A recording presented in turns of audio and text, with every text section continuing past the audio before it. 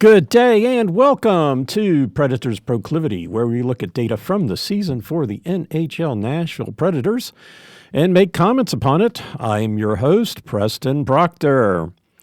All right, let's get to it. Last game, Calgary. Oh my gosh, so many penalties. You know, one of the qualifications with regards to some of the data that we've been talking about is that, Calgary playing more games than anybody on the road. But, sometimes it doesn't matter. There's just going to be a lot of penalties. It's not because they've played so many games. It's a lot of penalties. What was it? 3 fights. Major penalties haven't been a thing really for the Preds. I don't know. I went back and I was watching a little bit of the second and third period again because I was trying to figure out what the world, But what was there? A fight in the second period? I guess it was just 2 fights, not 3. No wonder I couldn't find a third one. For some reason, I thought there was a fight back-to-back. And then there at the end, the whole starting just before the 14-minute mark in the third period, penalty. It was funny when I was going through my stats.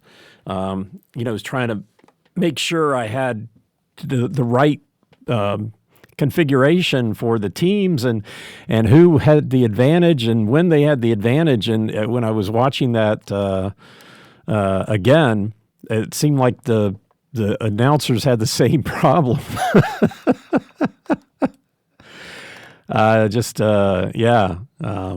Anyway, so many fights. Or not fights, but penalties, so many penalties. What was it? Special teams. What did I have? Just 2 fights, but 4 and 3. But the Preds had 4 power play opportunities. Calgary had 3. Calgary did score on 1. They're the only team that did.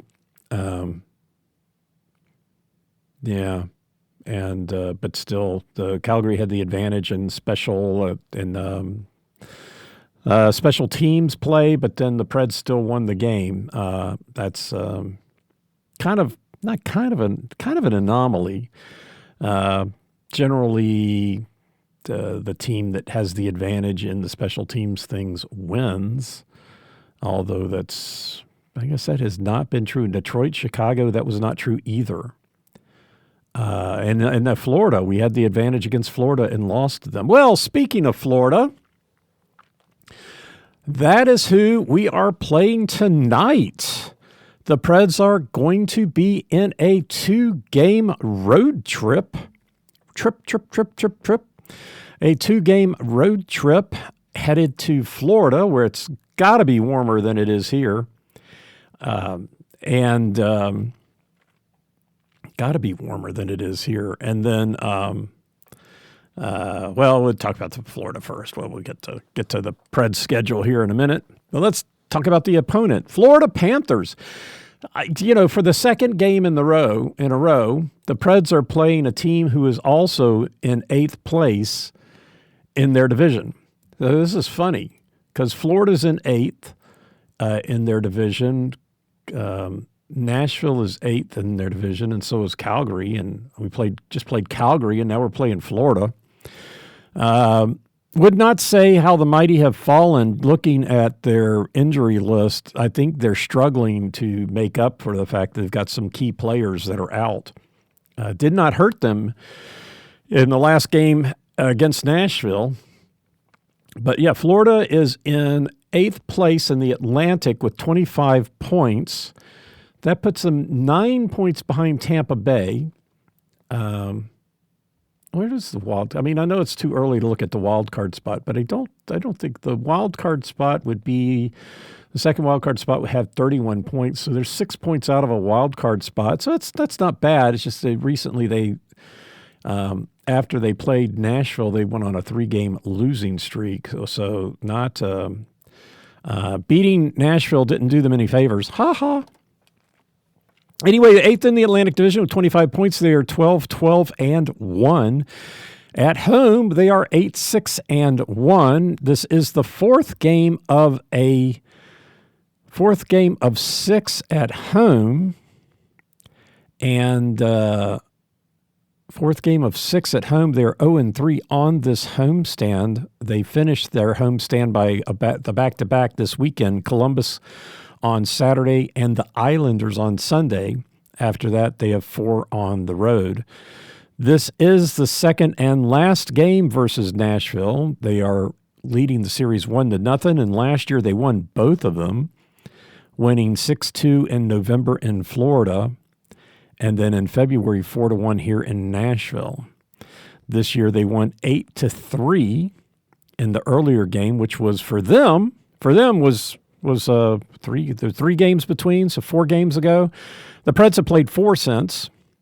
I'm sure the announcers will make a big deal of the fact that the Preds have had to play so many games. But yeah, last year Bobrovsky was in the first game and Knight was in the second. For Florida last year, the first game was the 6th of a 7-game winning streak, and then the second game was the beginning of a 6-game winning streak for them. Notable personnel for them, injured, long list. It's pretty much the same list as it was. No, there's one new guy. Carter Verhaeghe is new. He's new on the list, but 1, 2, 3, 4, 5, 6, 7 people that were also injured back when the Preds played them a few games ago. Alexander Barkov, not expected to play this season, number 16 center.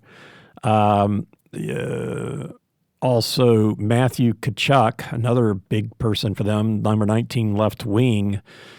The good news for him, he's now day-to-day, not week-to-week, expected back the middle of December. Just running through here on names I recognize. Number 27, center Eetu Luostarinen. He was expected back on the 2nd of December. That's been pushed out to the 10th, so probably not going to be available for tonight's game. Carter Verhaeghe is day-to-day, is expected back today, but we'll see how that goes. Number 23.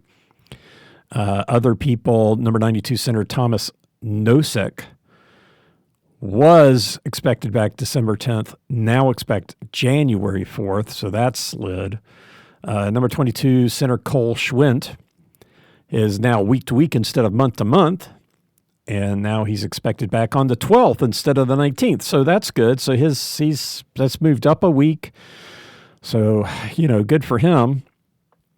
Left wing, number 12, Jonah Gadjevich, month-to-month, not expected back till February 5th. And then finally, number 7, defenseman Dmitry Kulikov, not expected back until March 17th. So that's a lot of people on the injured list. And I think they're just having trouble trying to figure that one out. Not against the Preds, they didn't. But hey, on the 1st of December, they did call up number 53 center Jack Studnicka from the Charlotte Checkers.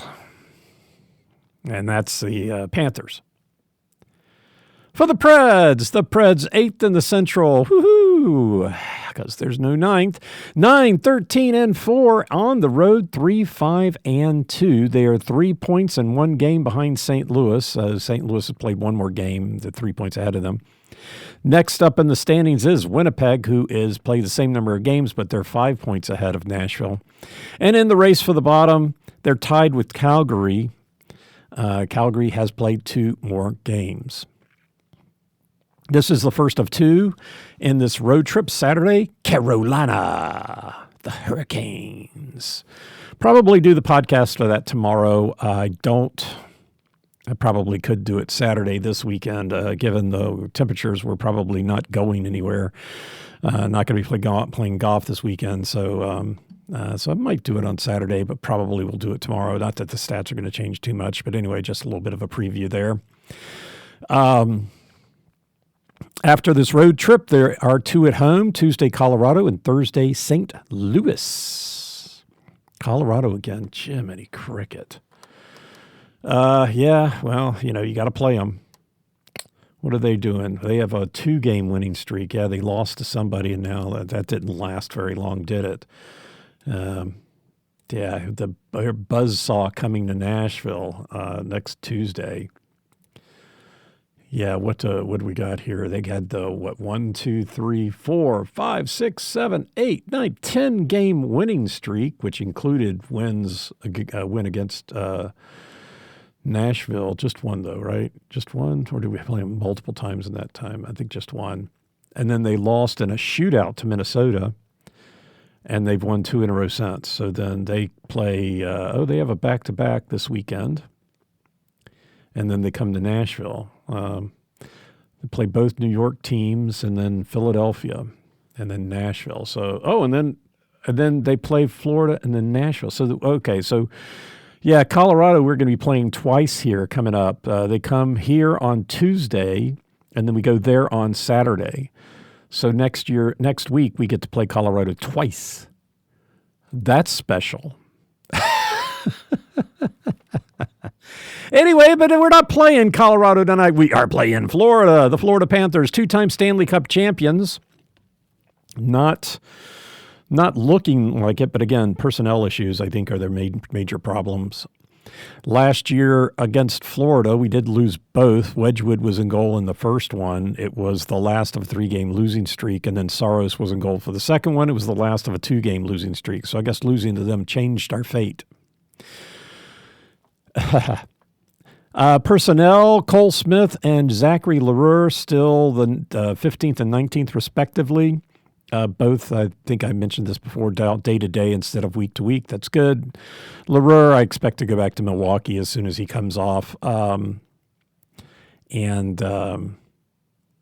they called him up, and then he got injured. And then so the 3 new people.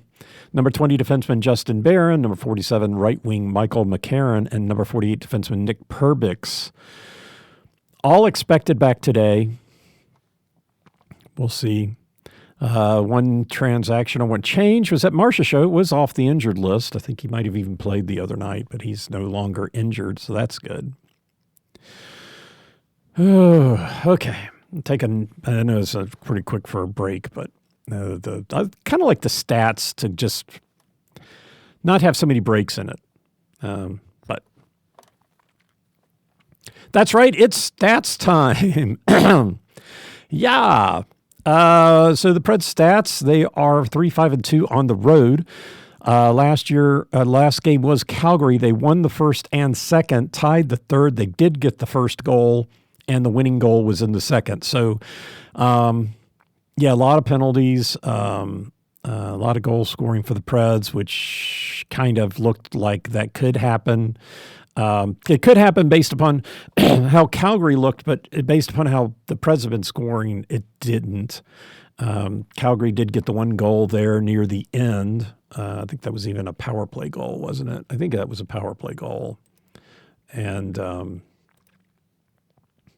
yeah, that was a power play goal with 6.5 left in the game. Frost with Nazem Kadri and Jathan Huberdeau. Yeah, Huberdeau. It seemed to me there was that penalty against Yossi, and it looked like Huberdeau skated into him, and then Huberdeau fell down, and they called Yossi for a penalty. That's what it looked like to me. And then there were other penalties with the one on Nicholas Hague, putting his hand up when a guy was come skating by him, and the guy fell, and I don't know. He probably used to play for Vancouver. Morgan Frost. I didn't look it up, but it looked like, a little bit of embellishment going on a few times. So I don't know if Calgary has picked up the diving that Vancouver had, and that's why they get a lot of penalties. I'm not sure. But that one, some of those penalties looked a little questionable, in my opinion. Anyway, so got the first goal. This was the game here at home, so first goal with a coin flip, but we'll get all of that later. Winning goal in the second period, which is a little different than what we have been seeing, but I think that's good. So let's get into it here. The first goal, they did get the first goal against Calgary, which means, but that was at home, so we don't care, right? No, we don't care.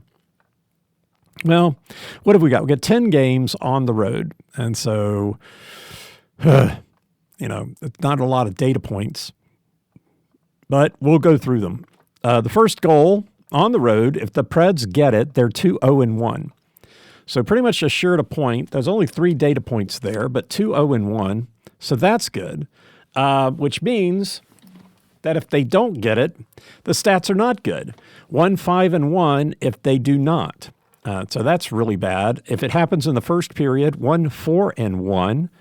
Oh, this is an interesting stat. So not the next one coming, but I just noticed something. In the second period, if they don't get it, they're 0-1-0. So that's not a lot of data points. So the Preds, if they get the first goal on the road, they're 2-0-1, right? But hey, 3 data points, that's not a lot. It's not a lot. But 67% of them, 2/3, second period. So Preds right now, if they're going to get the first goal on the road, will get it in the second period. 3 data points. What are you talking about?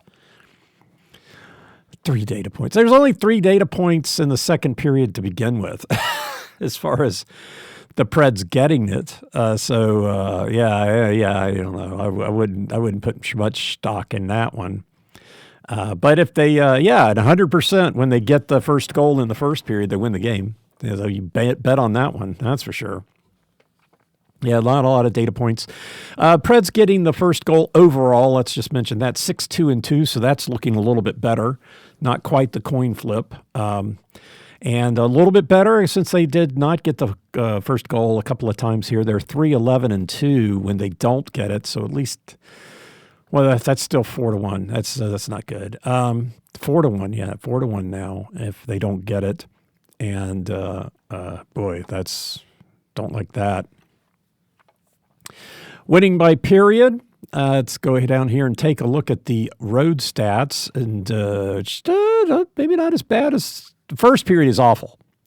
Let's just get that out of the way. The first period, not the worst. Would you say that's not the worst? I guess you'd have to say that's the worst overall. They're 5-10-11 overall, 6-10-10 in the second period. So this first and second period overall are pretty close. And then 8-15-3 in the third. I guess I'd have to say that's worse because all the ties went to the losing column, or not all of them, but a lot of them. So on the road, in the first period, 1-6-3. Now that is bad. That is bad. So 10 data points and only one time have they won the first period. Well, I think they had only scored 1 goal, right? Isn't that what it is on the road? On the road? Well, now they've scored 2. They doubled it up the other night, but they had only scored 1 goal. So, they didn't really have an opportunity to win the first period. Well, they had the opportunity because they got to play it, but they didn't grab the opportunity when they had the chance. Well, anyway, so 1-6-3. And then in the second period, boy, what a coin flip, 3-3-4. And 3-3-4 in the second period on the road. And then the third period, 4-5-1. The second and third periods look not too bad, but I mean, they lost the first period 6 times, which means, okay, so let's, that leads me into looking at my my correlations here. So how does they're 3-5-2. They're 3-5-2. So it's only 10 data points. But yeah, when they won the first period, they did win the game. So that's encouraging.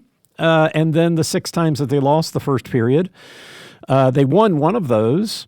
And then the 3 times that they tied it, they won one of those. So they have won a game on the road when they have won, lost, or tied the first period. So that's exciting. In the second period, it's a little better. The 3 times that they've won the second period, they're 2-1. And when they lose it 1-2, but tying the second period on the road, I cannot pull for ties, I guess. Oh my gosh, 0-4.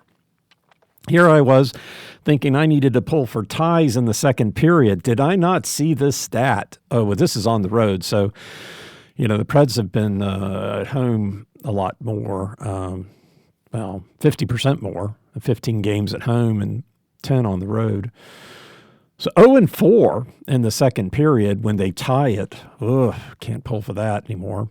The third period, at least on the road, third period, when they win the third period, they're 2-2. If you want to take out the empty nets, they're 1-3. So they won one of the third periods by scoring an empty net. And, that had to go. That had to become a... But anyway, that's exactly how it got. Because you think if they take away an empty net, it would tie, unless they got 2. I don't think the Preds have gotten 2 in a game. I know that another team has, but so 2-2 when they win the third period. When they lose the third period, put a fork in it. 0-5, taking out the empty nets, it's 0-3, so it's still an O. And then when they tie the third period on the road, they're 1-0.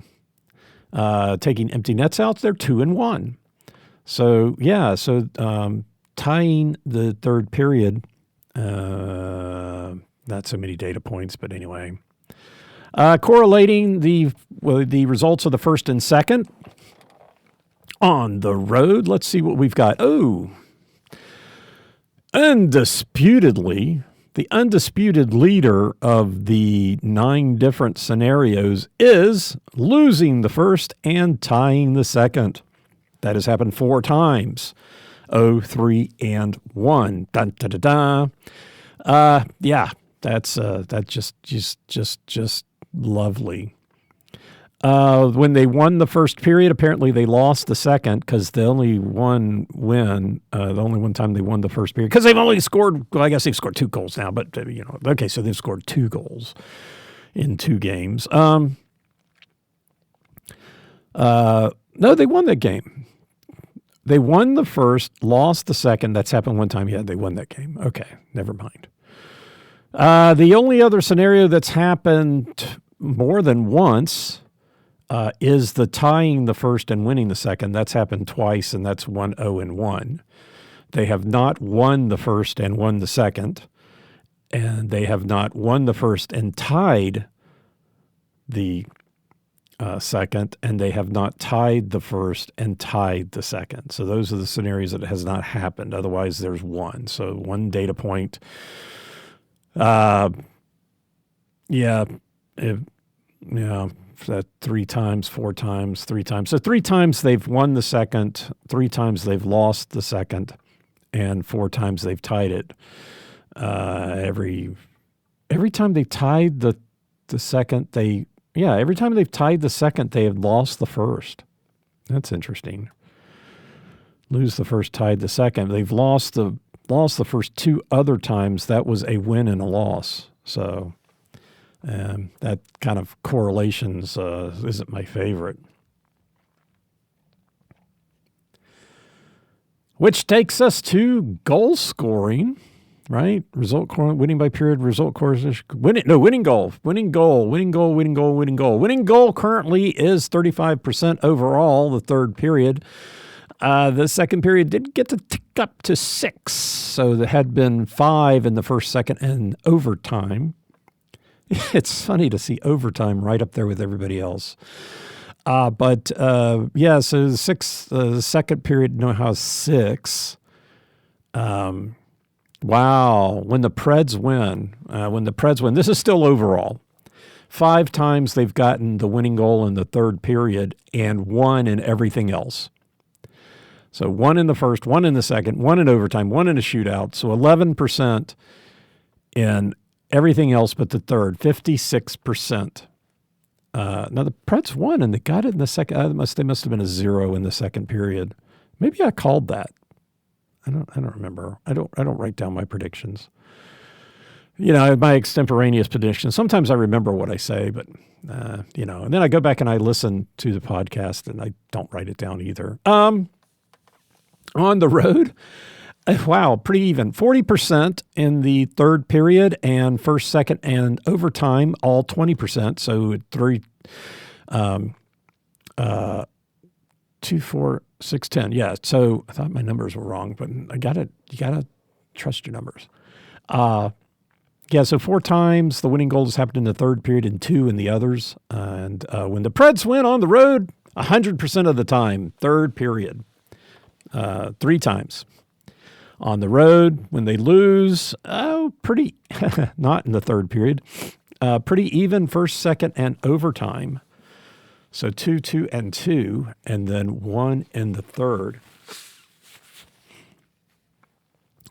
In the Preds games, it has been evenly split between the home team winning and the road team winning, 13 for each.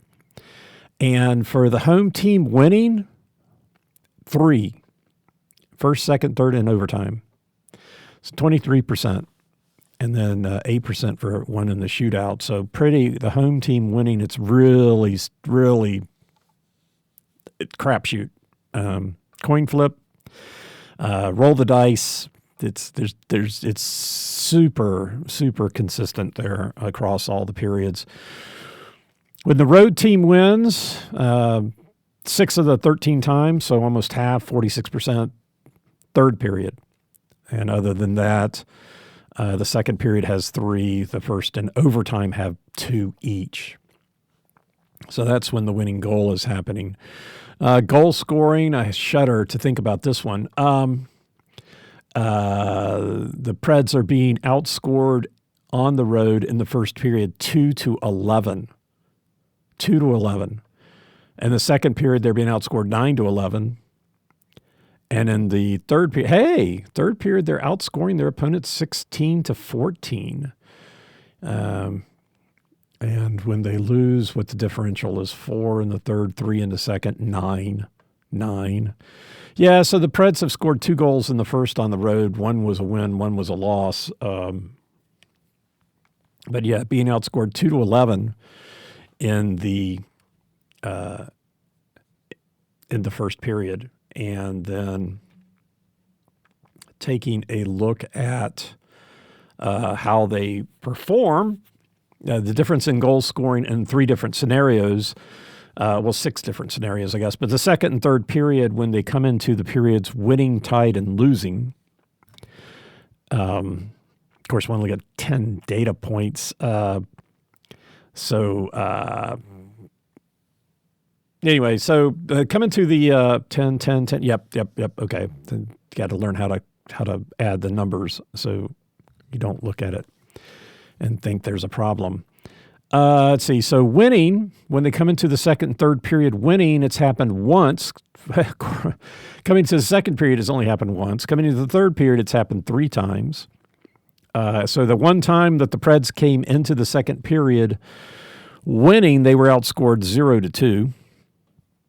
3 times that they've come into the third period winning, they have outscored the opponents 5-4, but 2 of those goals are empty net goals, so they've actually been outscored 3-4, which is not good. Tied, they have not entered the third period tied yet on the road, so that's at least we're even. 3 times they've come to the second period tied, and they have outscored the opponents 3-2. So the most prevalent number here is to come into both of those periods losing. So 6 times they've come into the second period losing, and they've been outscored 6-7. And then 7 times they've come into the third period losing, and they've been outscored 6-10. The Preds have gotten an empty net goal, and the opponents have gotten 4. So taking out the empty net goals, it becomes 5-6. So they're still being outscored in the third period, not counting empty net goals when they come into the third period losing.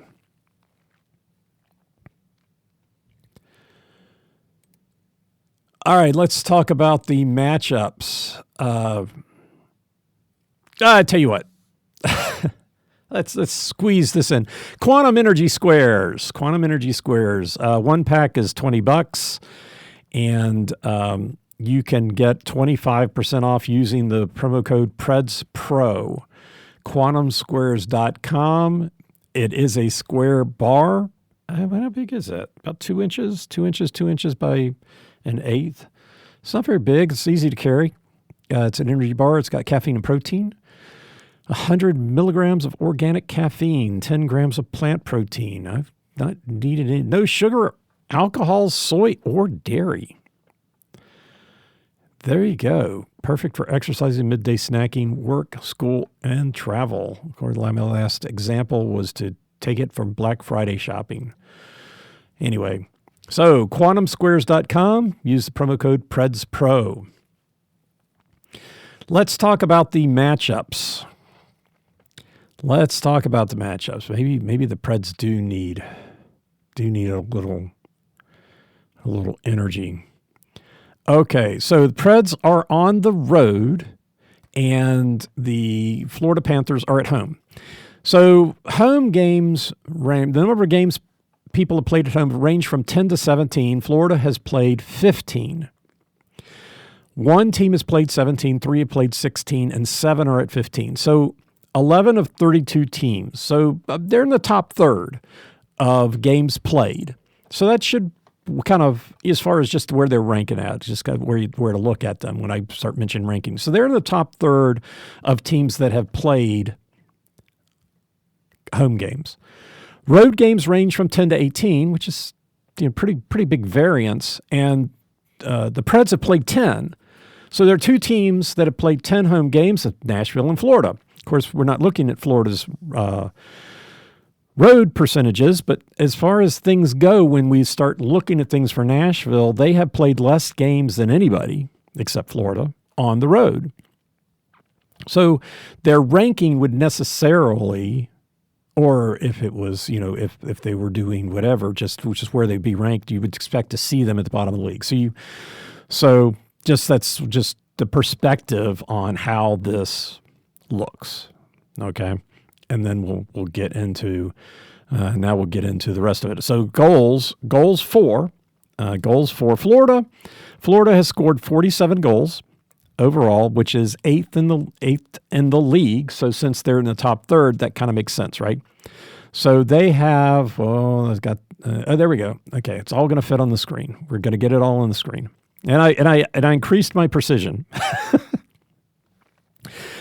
So overall, Florida is scoring 3.13 goals a game, and average at home, teams playing at average at home, are scoring 3.06. So they are a little bit ahead of average in goals scored at home. Good for them. Where are they doing that? In the first period, they scored 13. In the second period, 16. In the third period, 18. So their progression looks pretty much like you would expect, given how goal scoring happens in the NHL.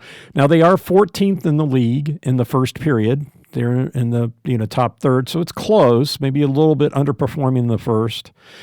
10th in the league in the second, and 6th in the third. So I think you got to kind of look at the 6th and go, okay, now that is significant. So we look at their goal scoring. They're below their .87 goals in the first period, and on average, .87. So they're right there on average goals scored in the first period. So good for them. They're scoring 1.07 goals per game in the second, which is slightly ahead of average 1.04. And then in the third, 1.2 to the average 1.06. So maybe this is where I should really pull out statistics and do some medians and know whether it's in the first or second standard deviation with regards to where this is at. So it would actually, instead of me just looking at it, I go, well, I think that's significant. Then it just actually have the statistical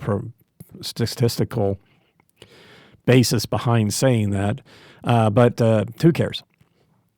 So there you go. I think their scoring is generally average for the NHL. I think is kind of what you can say. Third period, maybe it ticks up a little bit. All right. Where are the Preds? The Preds are 31st in the league in scoring in the first period, scoring overall. Well, they're 32nd in the number of games they first 32nd in the number of games they played. So okay, maybe that's not so bad. Of course, they've only scored 2 goals in the first period, which is the worst in the league. They've scored 9 in the second period, which is the 29th.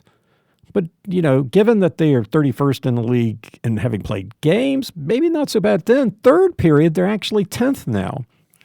So they're 10th in the league in scoring in the third period. They scored 16 goals in 10 games. And they had the big explosion the other night, which kind of does weight things. And I think, if I actually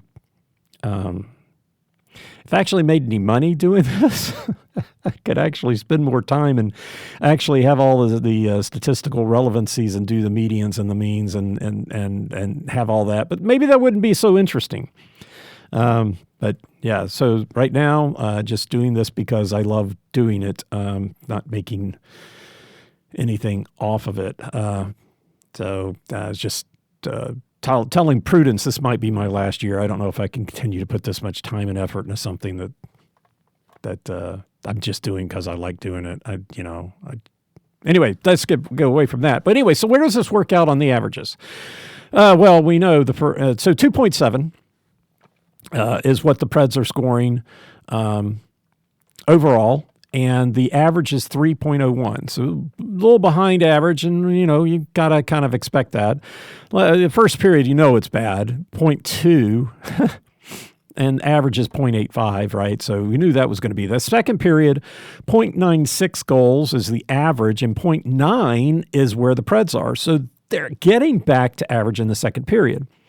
Those of you who have followed this podcast for a while know that one of the reasons why I started doing this was because I felt like when I would go to games here in Nashville and I'd watch and I'd think the Preds were really bad in the second period, and I thought, well, just sitting here saying they're bad in the second period, let me do the numbers and let me see. And yeah, the Preds were bad in the second period. Well, let's just say right now, on the road in the first period has to be their worst period right now.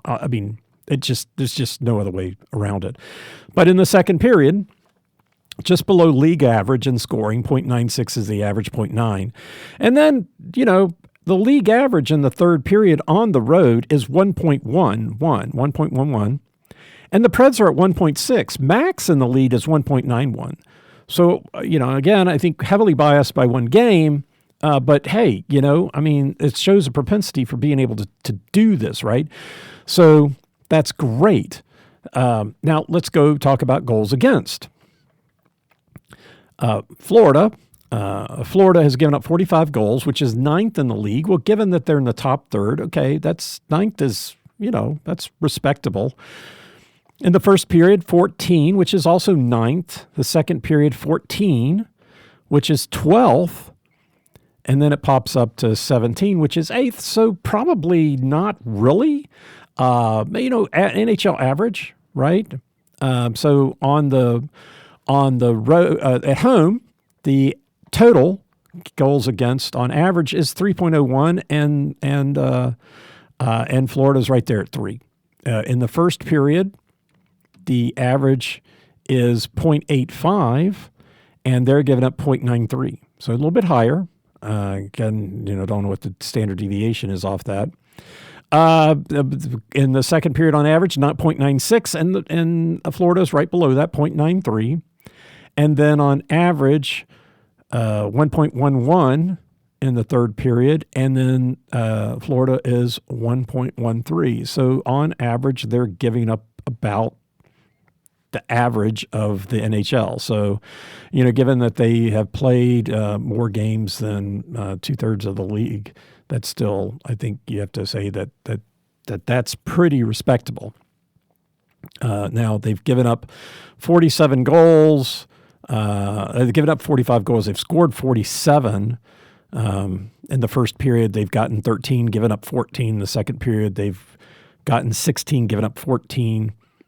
And in the third, they've scored 18, gave up 17. Now, what was it the other night? 8-3 when they played.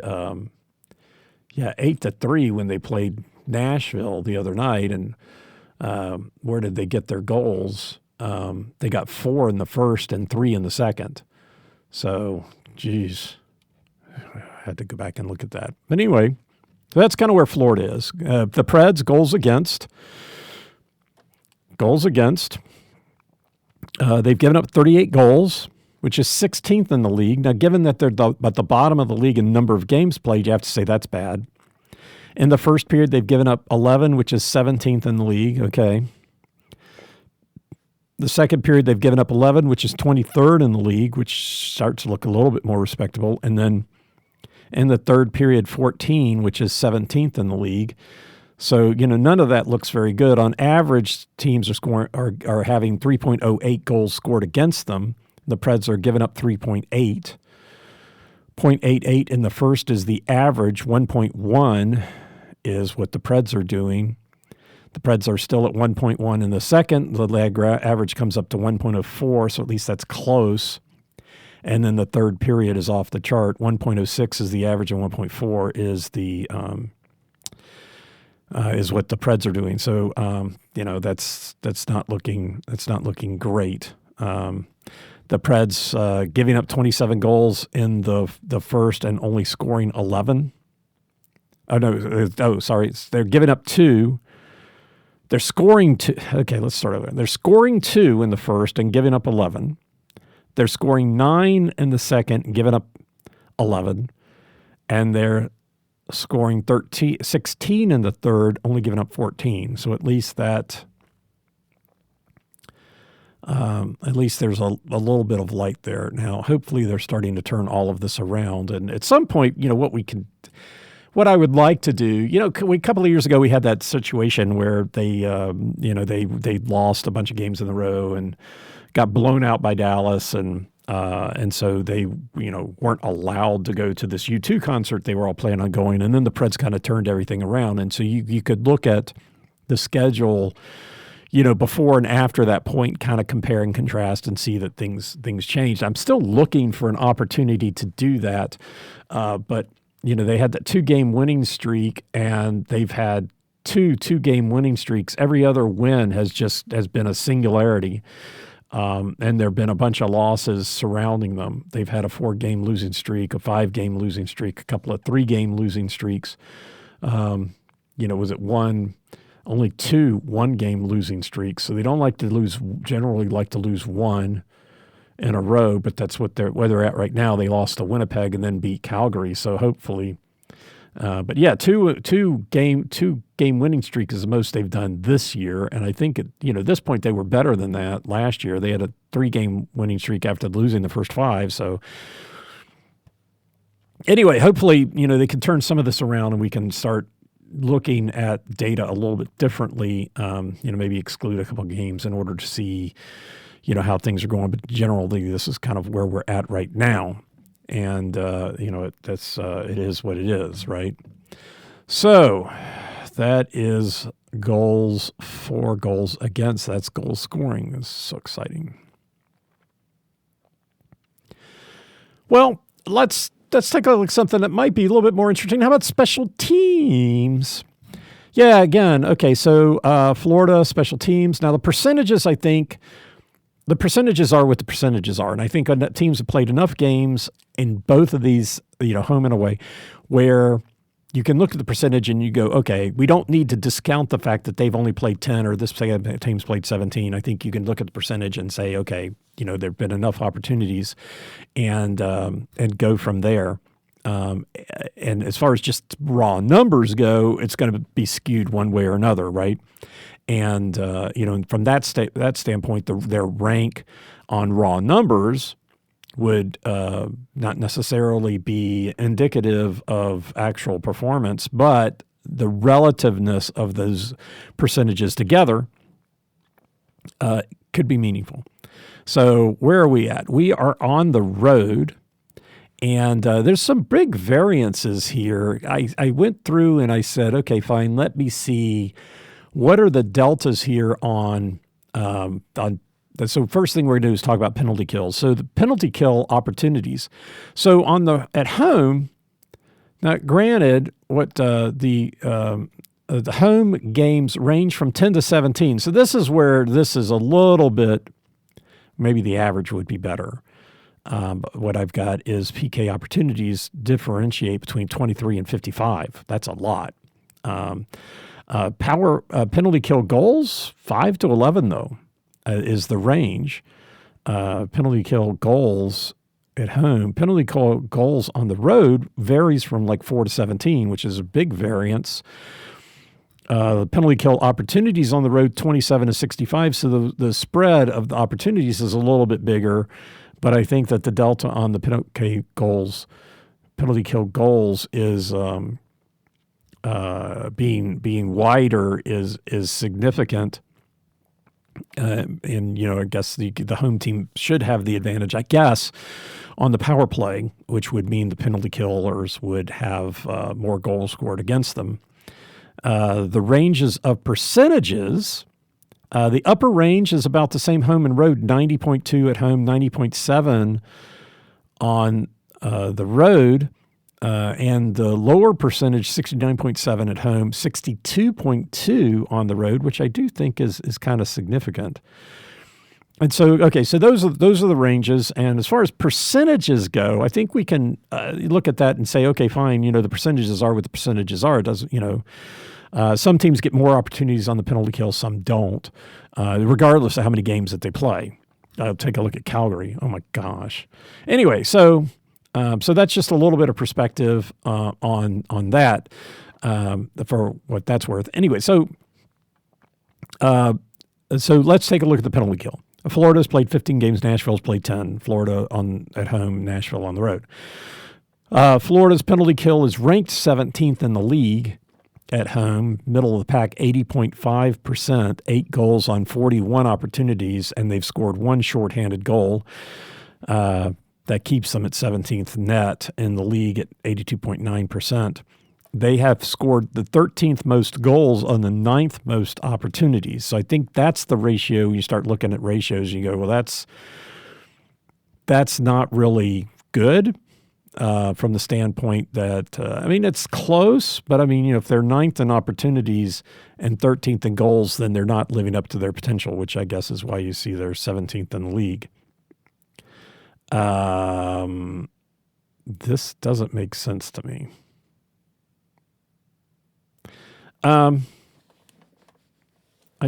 I fear I may not have gotten these numbers right. Hold on here. Let me take a look at something real quick. Because the Preds penalty kill,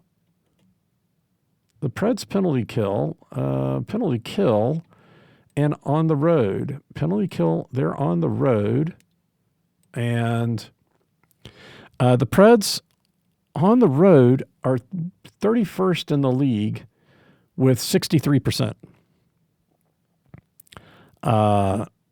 They have 63%. They've had 10 goals scored against them on 27 opportunities. Okay. 10 goals scored against them on 27 opportunities. So they are 32nd in the league. They're last in the league as far as the number of times that they've been on the power play. Okay. And which, no surprising there.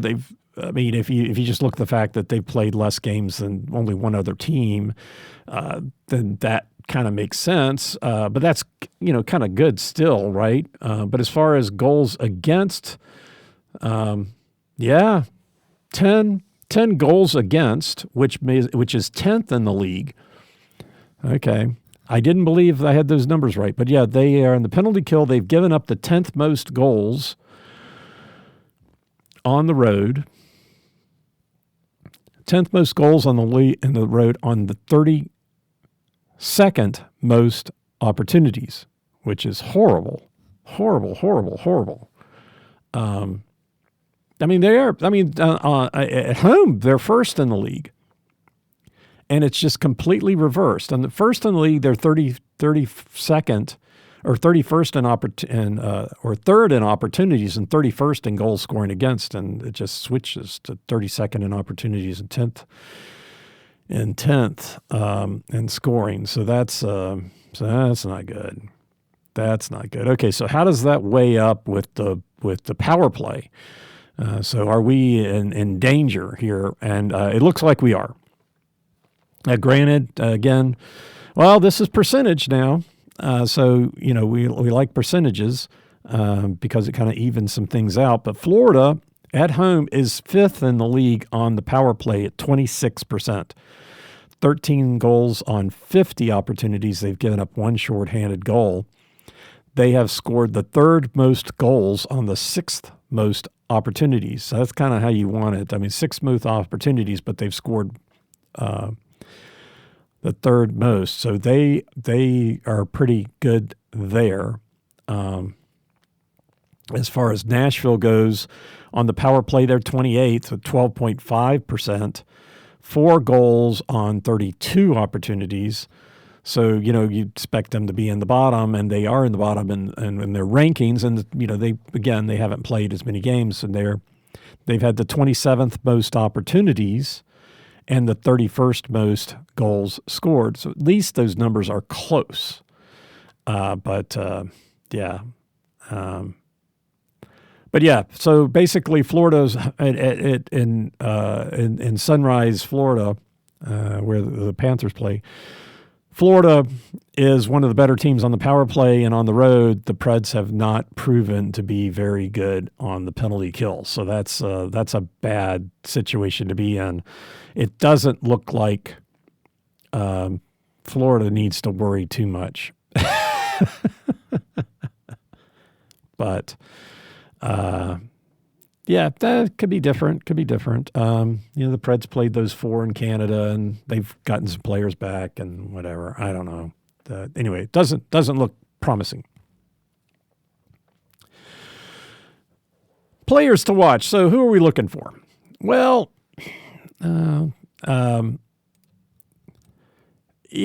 So that doesn't need to be bolded. Okay. Who are we worried about? Well, worried about the same people we were worried about 4 games ago. Number 13, center Sam Reinhart.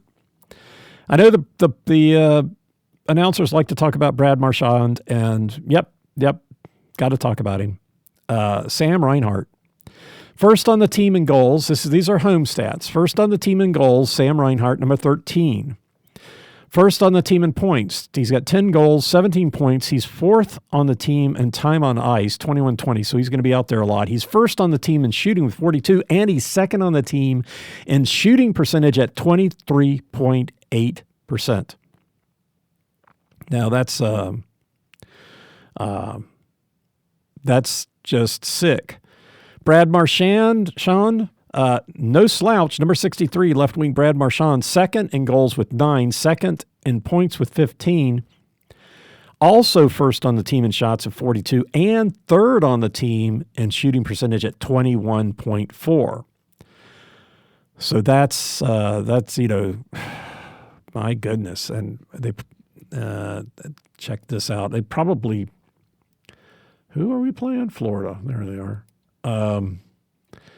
They probably play together. Marchand and Reinhart. Let's see what the matchups are. Marchand and Reinhart play on the first line. Undoubtedly, they're on the first power play together. Yep, they're on the first power play together.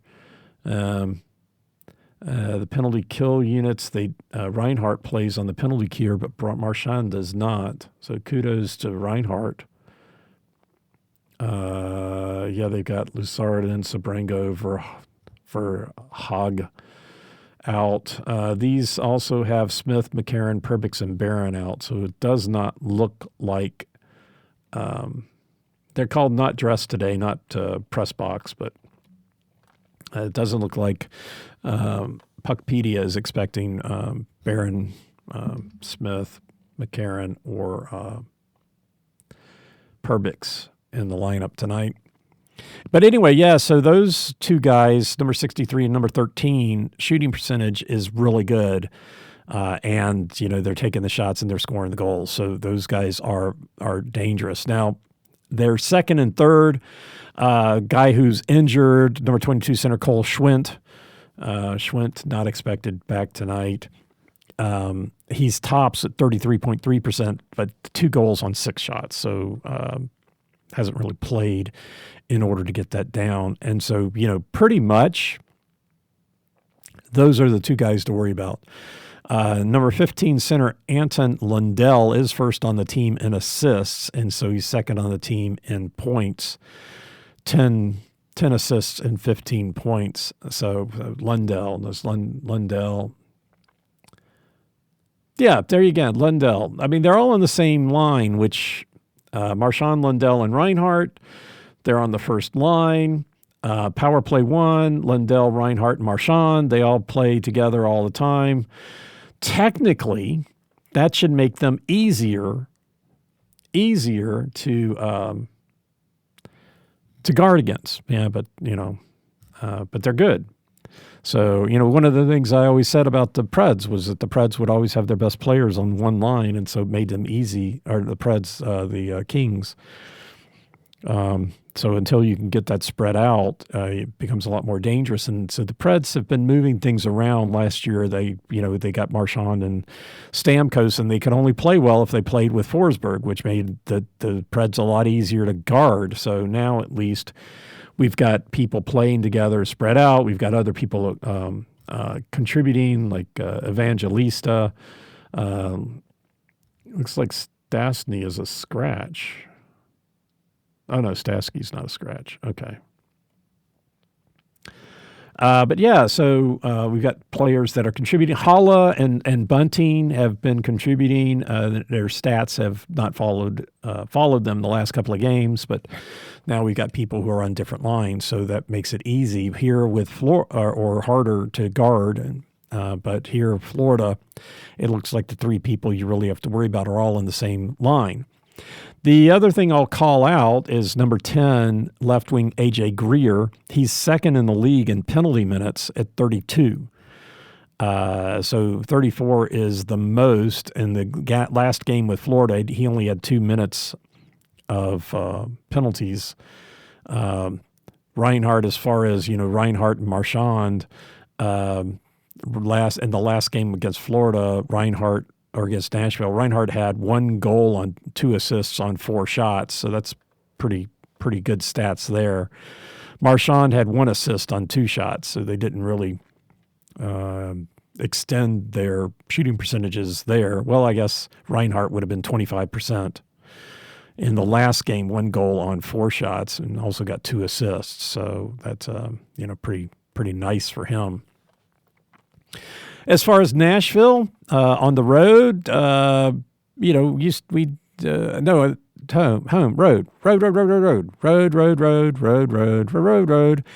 road. We've got some different names than a couple that are the same, but as far as people that we're going to be talking about as far as their stats on the road for Nashville, top of the list, number 71, right wing Matthew Wood, first in goals with 6. Mr. Steven Stamkos, number 91, center, now has 4. So he has started picking things up on the road. He's also second on the team in points with 7. He's second on the team in shots with 23. So Stamkos is starting to play better, and on the road especially. Number 77, right wing Luke Evangelista, first on the team in assists with 6. Second on the team in points with 7. And Mr. Ryan O'Reilly, first on the team in points with 8. Second in the team with 5 assists. He is 4th in time on ice, 1902, so he's on the ice a lot. Matthew Wood does have the highest shooting percentage on the team, 35.3. I should look that up. 35.3. Holy cow. 6 goals on 17 shots on the road. And then Ryan O'Reilly next. Ryan O'Reilly being 23.1% shooting percentage, 13 shots, 3 goals. So quickly looking this up, Matthew Wood at 35.3% is 22nd in the league overall. which includes everybody that's taken one shot and gotten a goal. But if you say you put in, they have to have a minimum of 10 shots, he's sixth in the league at 35.3%. Jake Neighbors leads with 45.5% for St. Louis. Oh boy, so he's coming to town. Then Tyler Bertuzzi, Jordan Stahl, Nicholas Robertson, Alex Sleeves. But anyway, so yeah, there you go. Ryan O'Reilly, 23.1%, second on the team, with Matthew Wood first on the team on the road with a shooting percentage of 35.3%. As far as momentum goes, Florida is 8-6-1 at home. They are on a 3-game losing streak. All of those are at home. Their last homestand, they were 3-2. They will have played 11 home games in a 12-game stretch. The Preds are 2 here, 2 there, 2 here, 2 there. I mean, whatever. In Florida, 11 home games in a 12-game stretch. The Florida Panthers are 3-0-0 against the Central Division. They've played Chicago, Dallas, and Nashville. Nashville on the road, 3-5-2. They did win their last game on the road. They were they won their last game, which was at home. They were 2-0 on the last road trip, and against the Atlantic Division, they are 2-3-1. They have beaten Detroit and Ottawa, lost to Florida, Tampa Bay, and Toronto, and overtime lost to Montreal. So I think you'd have to say that Florida is not really in a good spot right now. They did really well against Nashville the last time they played, they have not really been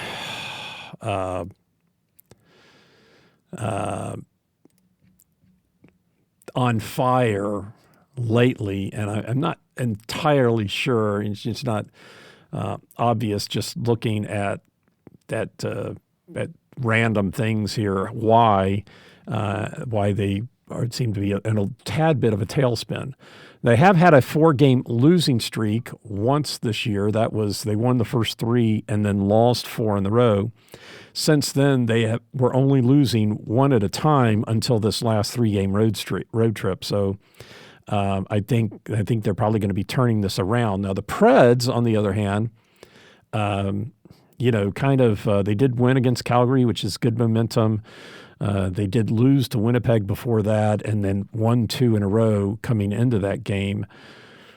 And that's all of that since the last time they played Florida. Florida was the end of a 3-game losing streak. So I think the Preds have better momentum right now coming in than Florida does. But going to be a tough game. 6:00 tonight in Sunrise, Florida. The Nashville Predators visiting the Florida Panthers. Hey, thanks for listening. I'm Preston Proctor, and you've been listening to Predators Proclivity.